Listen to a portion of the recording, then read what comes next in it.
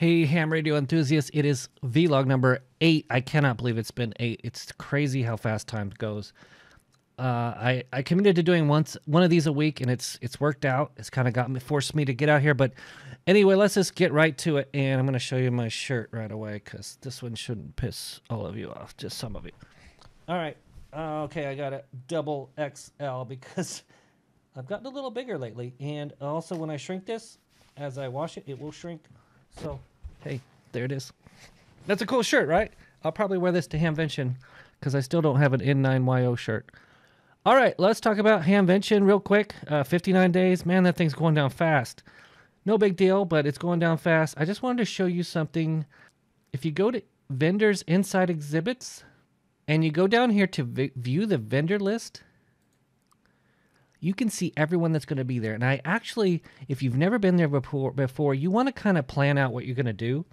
If there's some vendor there you really want to see, you want to find out, like, for example, the second year I went, I wanted to find Pactena, and I looked all over for him, and I couldn't find it. So it tells you building by building. Let's see. You can go through here and see. All right, that's just a map. All right, so you can get your map up here, and you can come down and see who's going to be there. Look at all these people that are going to be there. ABR Industries, Buddy Pole. You can find out exactly where you want to go. Of course, you're going to go walk around and see everything, but it's kind of nice to know exactly where someone is going to be. So your Compactena, what the heck is that? That sounds interesting.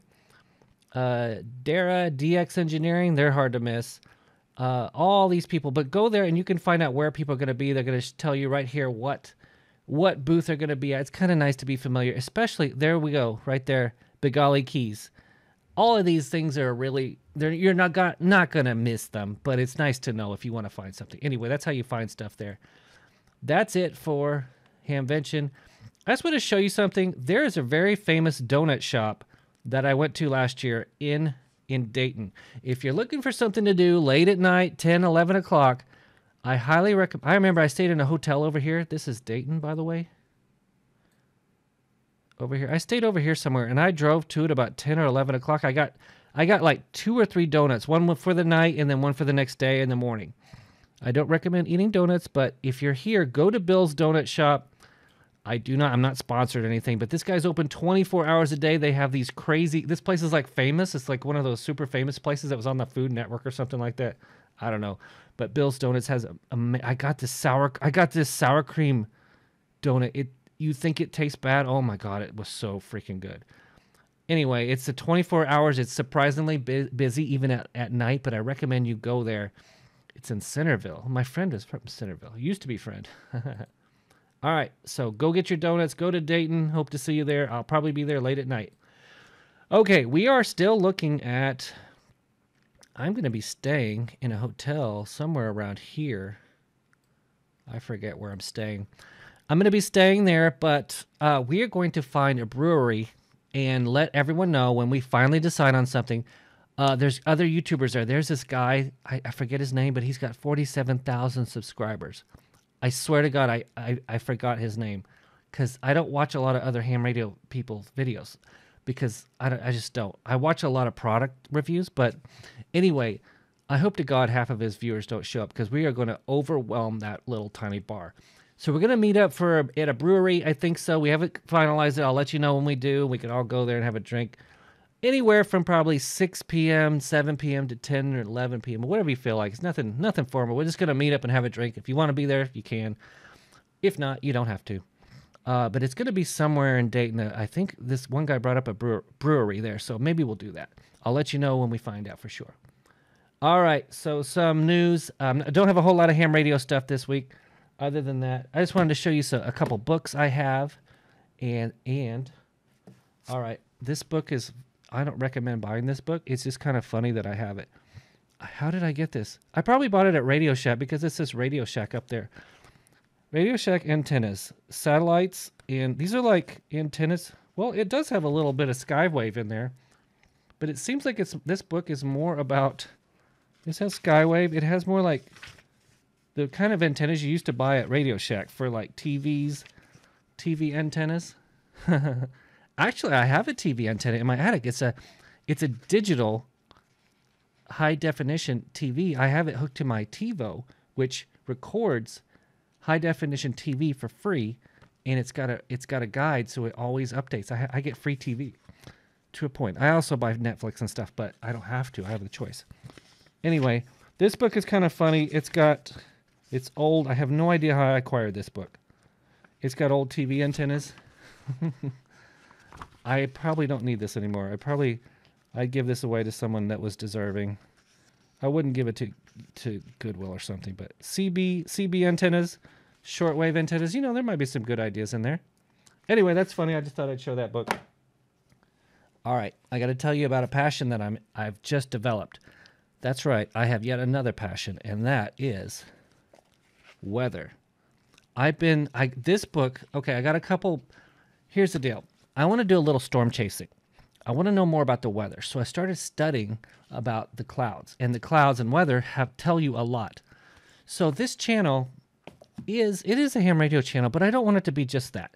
I kind of expand into other arenas, and because ham radio and weather kind of go hand in hand, because a lot of ham radio people storm chase, and they do skywarn and spotting. By the way, next Wednesday, there's a class from 7 to 9, a skywarn class, and I'm going to go. I'm going to take my daughter too. I've been to them before, but they kind of teach you how to identify storms and tornadoes and wall clouds and things like that. So I'm going to take my daughter. I'm just going to go and just have fun and see what else I can learn. You can always learn something, but this book right here is really, really good. It's very thin, and it's you look in the sky, and if you don't know anything, it's just like looking into the stars. If you don't know anything, they're just a mush of stars. But when you start studying them, you start to see patterns. You start to see, well, there's the north, and there's the seasons, and that's how it changes. This is why you can see Orion in the summer, or in the winter, but not in the summer, and things like that. So you get to see a lot more stuff. It's the same thing with the clouds. And right off the bat, in this book, it starts with cloud identification. And I really, really like this book. This book is based on UK weather, United Kingdom weather, which it's of course it's relevant here, but right away I could start reading this book. I can identify cumulus clouds, stratus clouds, and of course, what I already knew were these towering 3 different levels. It tells you about the levels. You can start to read about, it starts to tell you about how to read. You can start to read about fronts, warm fronts coming in. You will see, for example, in a warm front, you will start to see clouds a day before, really high clouds. I can't see myself right now, but you'll start to see really, really high clouds in the upper atmosphere, the cirrus clouds. And then as they come down over time, it could take up to 24 hours. They come down and become, well, that would be a warm front, and it would become rain. But you can actually start to predict, even with your own eyeballs, what's going to happen. And of course, it starts to talk about high pressure, low pressure. And right now we're in a high pressure zone, which is why we have good weather. We have stable weather, which is why I was able to go camping last weekend, which brings me to my next point. I did a ham radio camping video on Saturday night, and it was really fun. I made a few mistakes with my new camera. I forgot to set the white balance. Oh my God. So a lot of the videos, kind of the color is off, but anyway, let's take a quick view of that. So I went out and I put my tent up, my normal tent, and this time I've got a better lighting. And I did some car camping. I took my wife's van and I put everything in the back. I got a really nice video. It's taking a long time to put together because I have a lot of footage. I've got probably about 75 gigabytes of video that I've got to compress into about. I'm going to go ahead and make the video long. I make my videos long because I figure if people don't want to watch them, they can either fast forward or just click off. But if you make them short, then people that want to watch longer videos can't do that. And I have a lot of people saying, man, I wish your videos were longer. Please make them long. I don't get a lot of that, but a few people do want that. So you have the choice. You can go, you don't have to watch a video. It's okay. You don't have to watch. Go somewhere else. It's okay.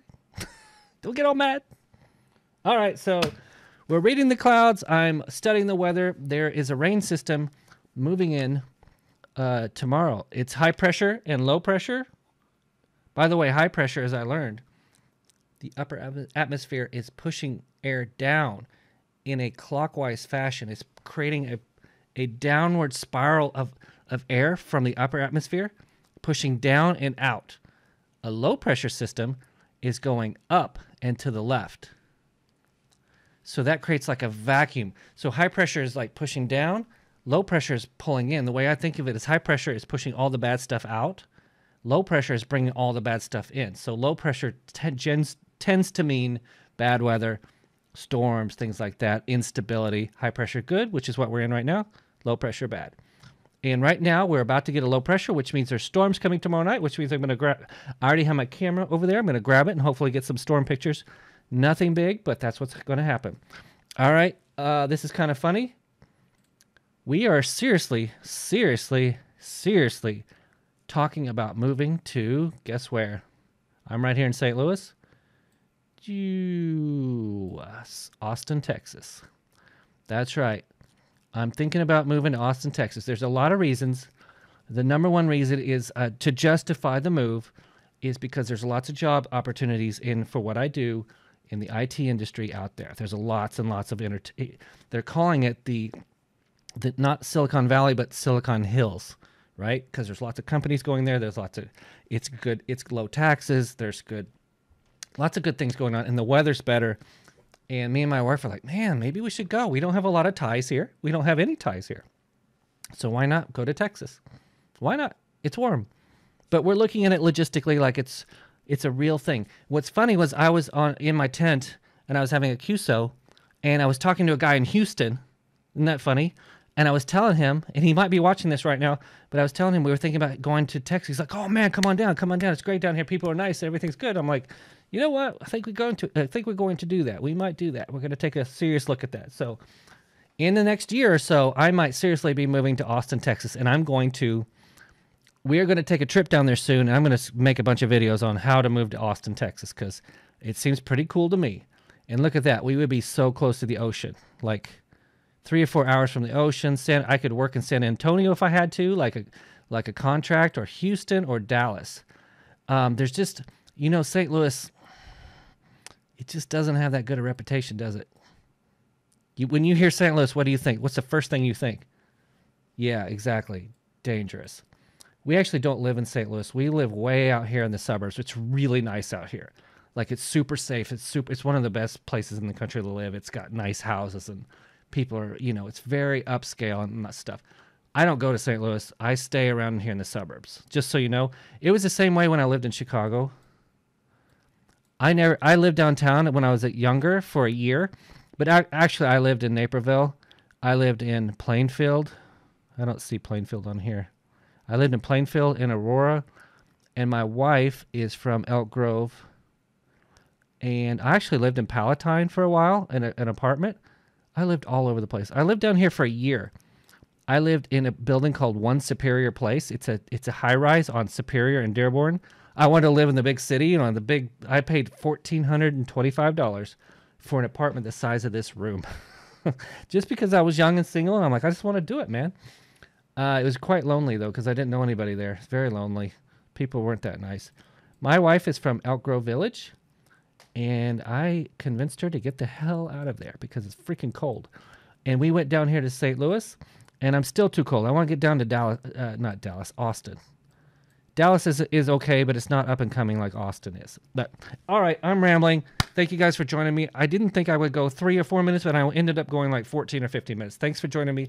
We'll check you out later. I have a ham radio video, camping video coming out in probably 2 days. I'm going to take my time with it and make it good because those videos are very popular and they're a lot of work to do and make and everything. All right, I'll shut up.